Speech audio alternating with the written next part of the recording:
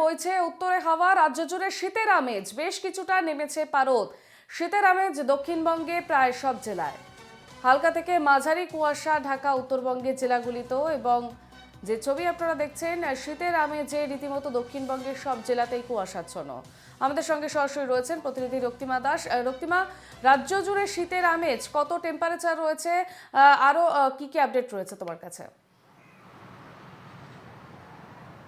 দেখো, গত দুদিন ধরে 18 ডিগ্রির ঘরে কলকাতার তাপমাত্রা কিন্তু রয়েছে, এবং চলতি সপ্তাহে একই থাকবে তাপমাত্রা। খুব একটা কলকাতায় এই মুহূর্তে তাপমাত্রা নামার সম্ভাবনা নেই, তবে শীতের স্পেল কিন্তু শুরু হয়ে গিয়েছে। সেক্ষেত্রে রাজ্য জুড়ে উত্তরে হাওয়ার প্রভাব কিন্তু ইতিমধ্যে অনুভূত হতে শুরু করেছে।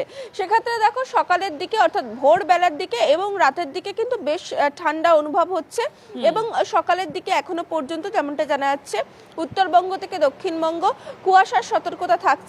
তবে ঘন কুয়াশা এই মুহূর্তে নেই। উত্তরবঙ্গের ক্ষেত্রেও 3টি জেলায় ঘন কুয়াশার সতর্কতা রয়েছে, দক্ষিণবঙ্গে না থাকলেও। সেক্ষেত্রে উত্তরবঙ্গের ক্ষেত্রে দার্জিলিং, উত্তর এবং দক্ষিণ দিনাজপুর এই 3 জেলাতে ঘন কুয়াশার সতর্কতা থাকছে। অন্যদিকে দক্ষিণবঙ্গে কুয়াশা থাকলেও বেলার দিকে কিন্তু কুয়াশা কেটে একেবারে পরিষ্কার আকাশ, সেক্ষেত্রে মনোরম পরিবেশ। ফলত পর্যটকদের জন্য তুমি দক্ষিণবঙ্গই বলো বা উত্তরবঙ্গ, সব ক্ষেত্রে কিন্তু একেবারে মনোরম পরিবেশ।